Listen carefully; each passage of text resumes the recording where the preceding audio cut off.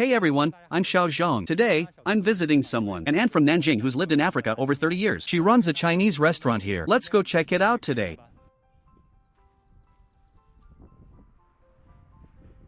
Wow, so many flowers. Niki's gonna love this. Such a nice place. Lots of trees and all these flowers below.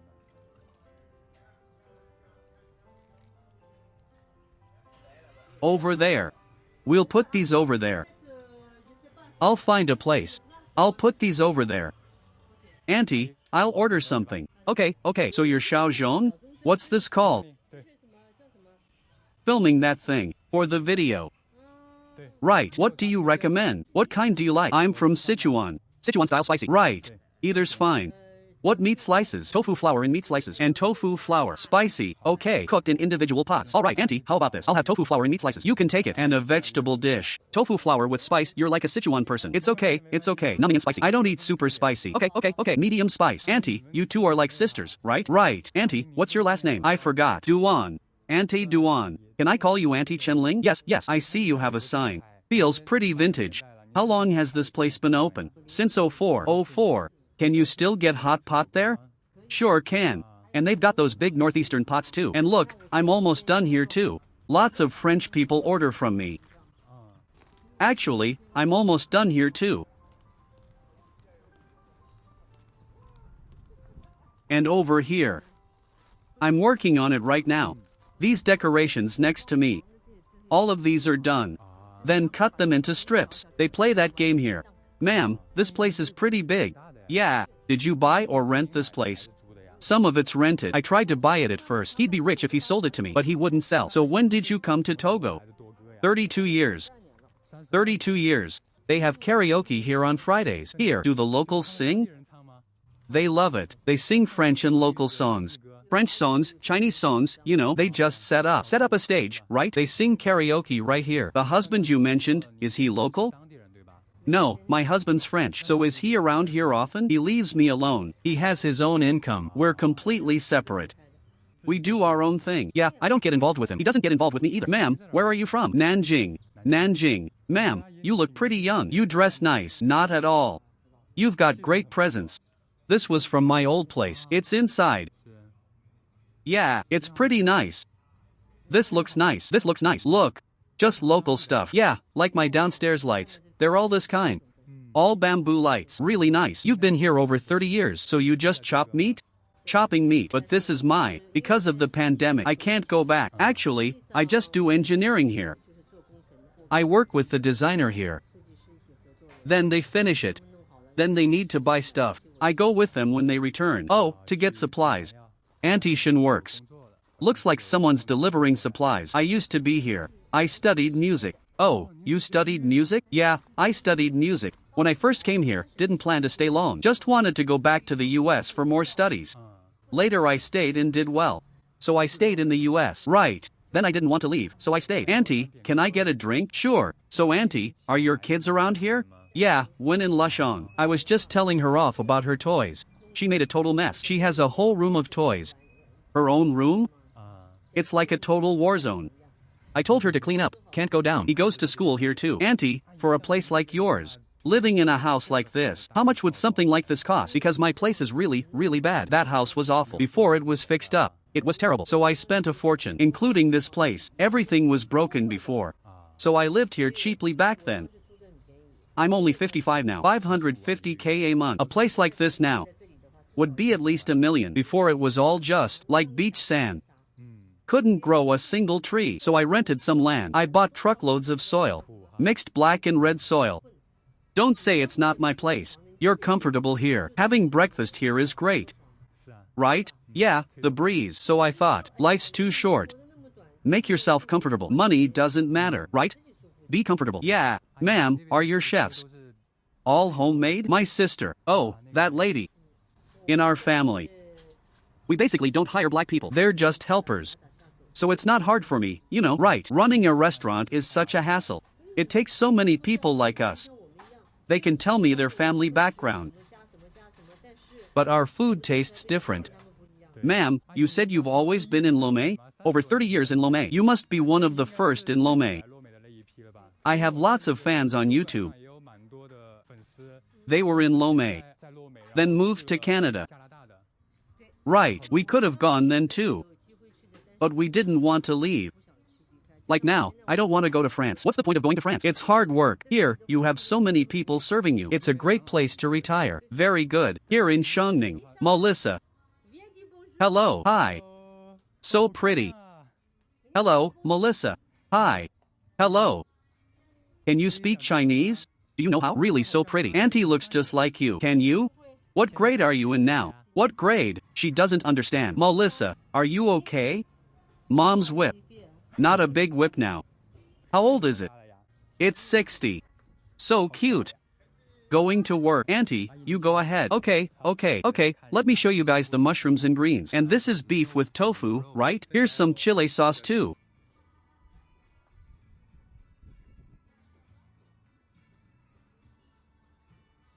Nice.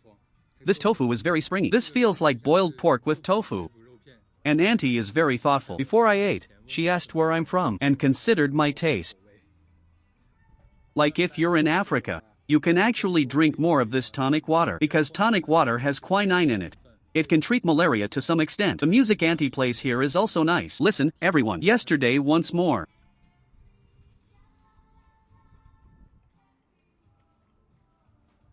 The main customers at her restaurant are mostly Europeans and locals, so her tableware is a mix of East and West. Your daughter is really cute. Oh my god, I wish I had a daughter this beautiful too. I'm full.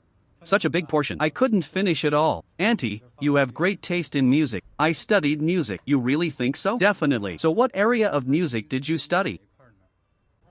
Piano and Xiao Qin Qin. How are you? Good. Can I have ice water? They all drink ice water. Even when sick, they drink ice water. Okay, little one. Do you have many Chinese friends here?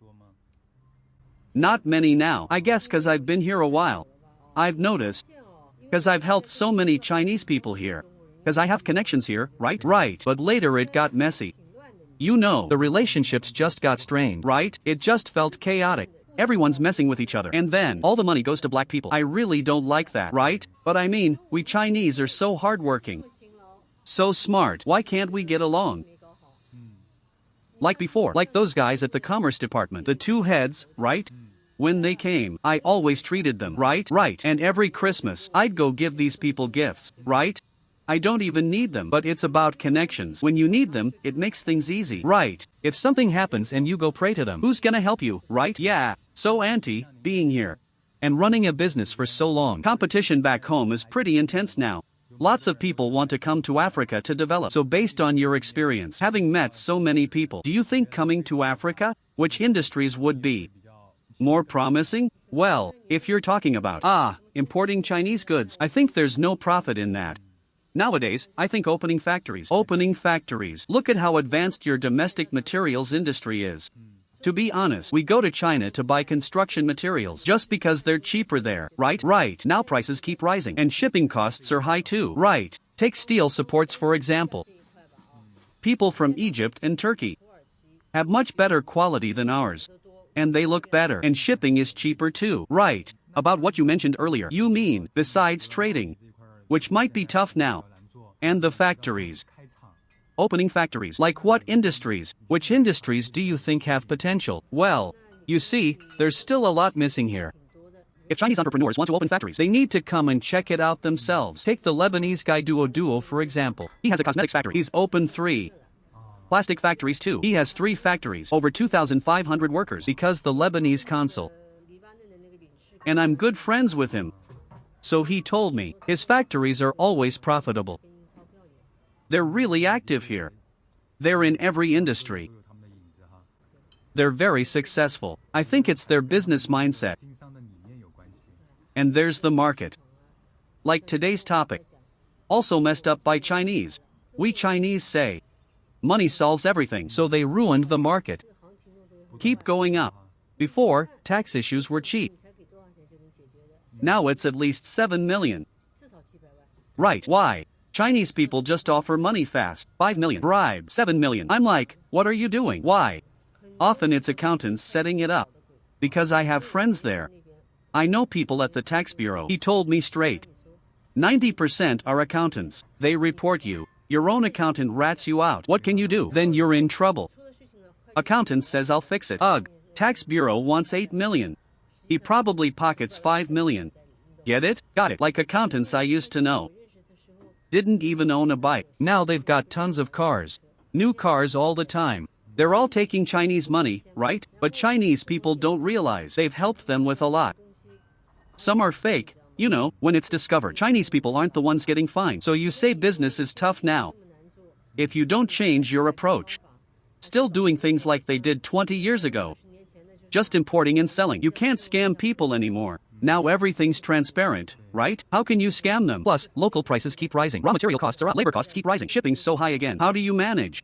So back then, when I came here, it was mostly Hong Kongers and Taiwanese. First came the Hong Kongers. The Hong Kongers who made money, still from gambling, from casino gambling, big money. Gambling daily, either lost it all gambling, or those who made money left.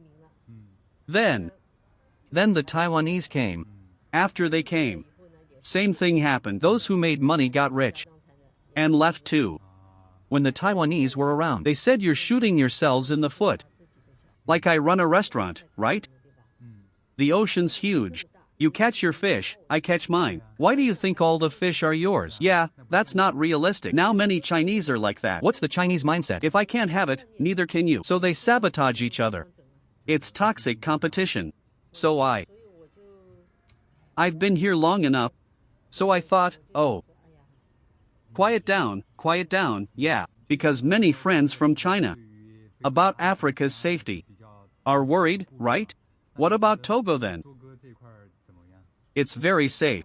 Safer than neighboring countries. No violence, really. The people are still pretty simple, you know. Things have changed though. But the locals are pretty lazy. Too lazy for that stuff. You know? I always say. People in Benin and Ghana are nasty. More bad ones. But they're harder working than most. Why? Most have just $100. Then he goes to sleep. Thinks he's set for food today. I say if it's Benin and Ghana folks, today I make $100. Tomorrow I'll aim for 200. Next day I'll push for 500. It's just different mindsets. So if their mindset was like Benin and Ghana, they'd probably do worse. Different African countries have different natural conditions, but Togo's doing pretty well. Have you been to nearby countries? Yes, Ghana, Nigeria, Benin. Been to all of them. Morocco, South Africa, all of it. Been everywhere. For tourism, just to have fun. It's nice, auntie, when you have time. Take your daughter to explore. I've traveled all over Europe. Let's go ride scooters?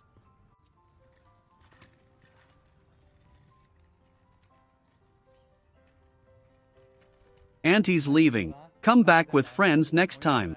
Thanks. Melissa, bye. That's all for this video.